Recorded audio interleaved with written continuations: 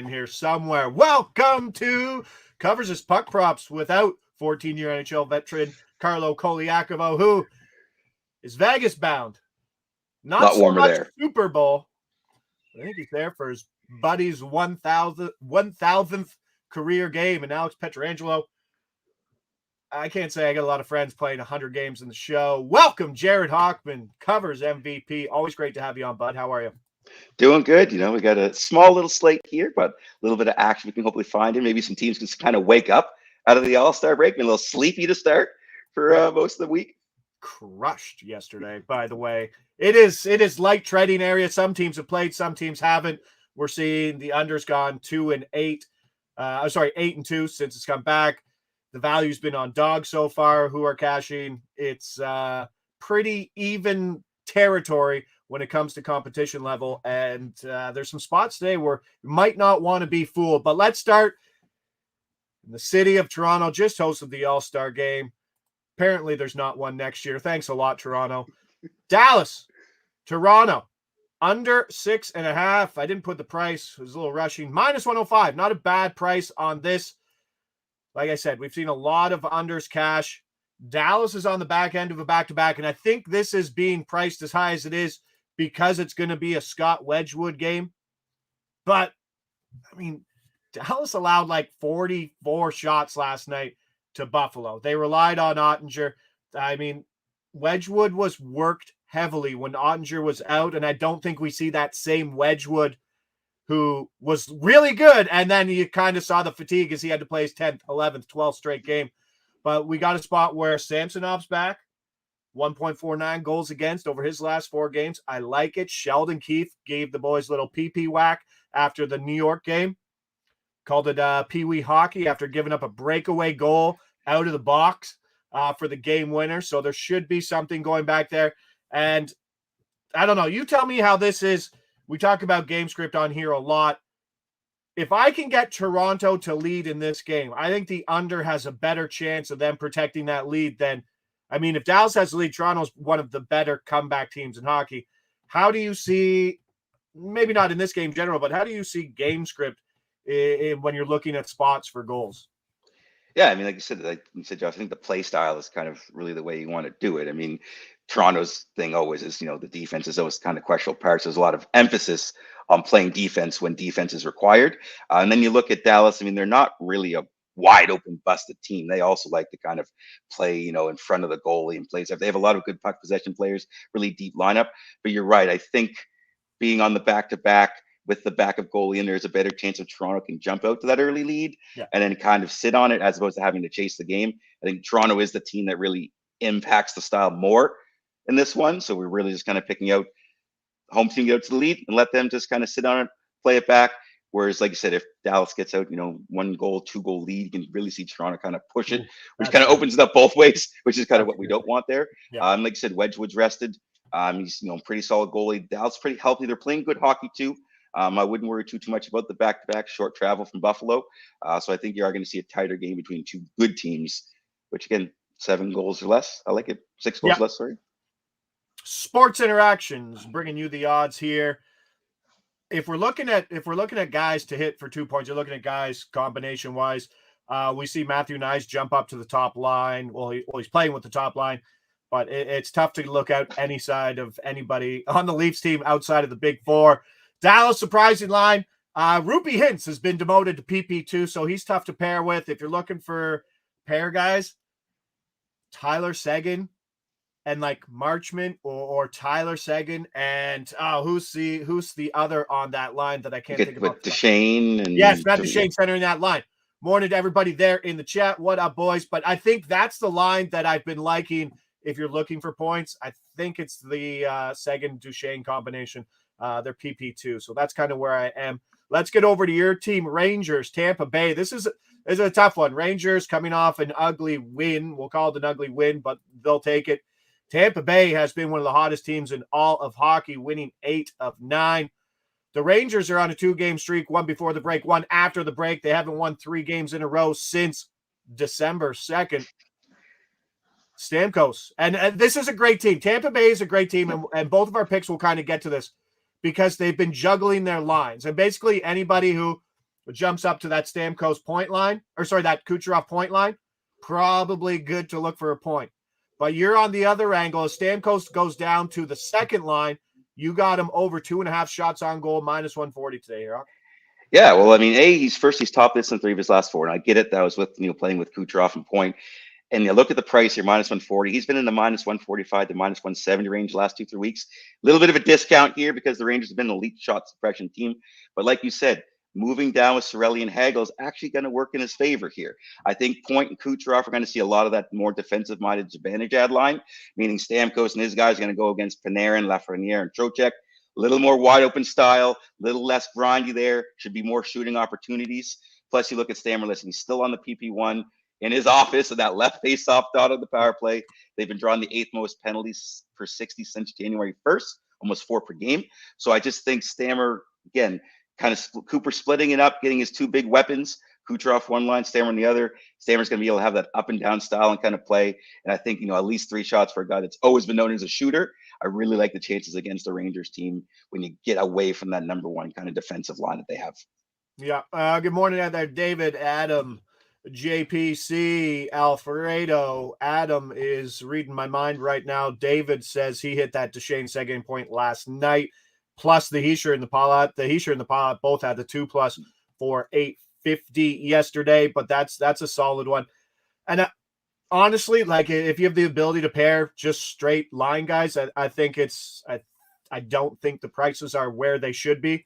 Like you'll find guys like you're not getting Braden Point and Kucherov each for 2 points at anything above 500. Yeah. So like there's guys, hell, even Nick Suzuki and Cole Caulfield 2+ points combo is about 425 right now as a going price. So it swings. And Roy and Barbashev yesterday was 30 to 1.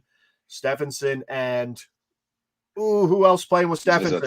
He's with Stone, I think. Yes, and the Stone which was 1 point short on it. That was plus 1,400 yesterday.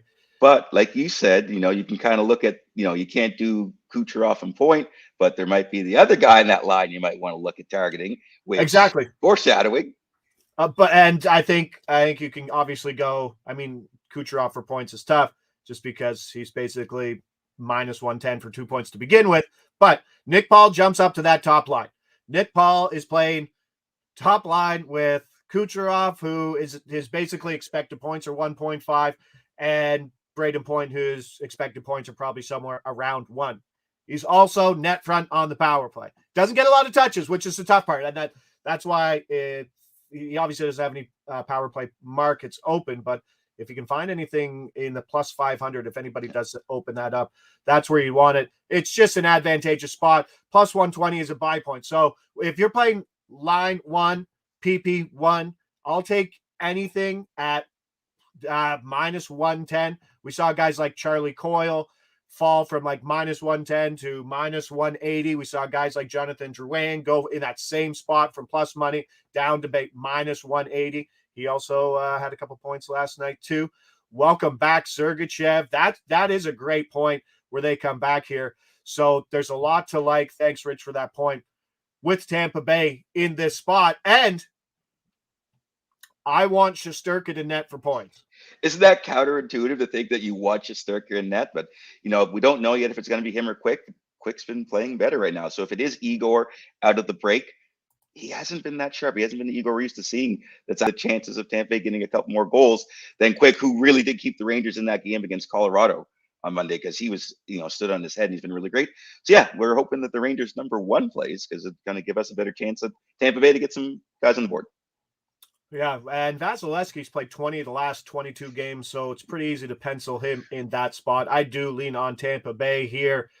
The only issue is, Tampa Bay has yet to play since the break. Like that would be your only handicap point in the spot while the Rangers have played. But I don't think that's playing in too much. And getting Tampa Bay here at, like I said, 8-1 their last 9. And the Rangers have not been a team to win 3 in a row in over 2 months.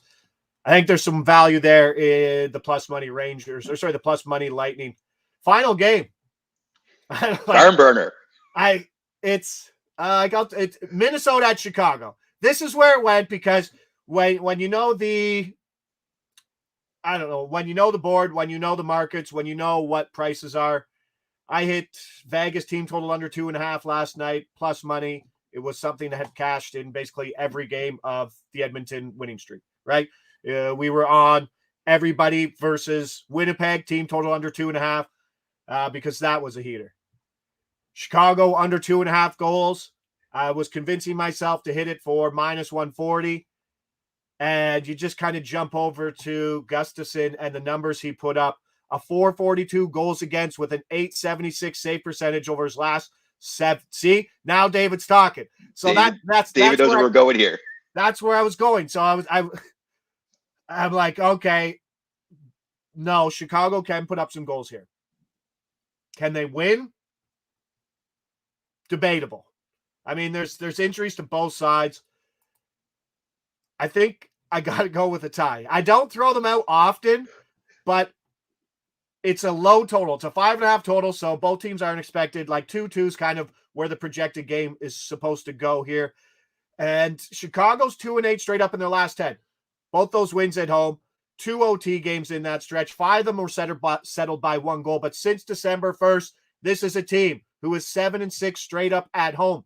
They're 0-16 straight up on the road over that stretch. They are epically bad on the road, but they return home a little better with that last change. They have a better point percentage over that stretch than the Panthers, which is surprising.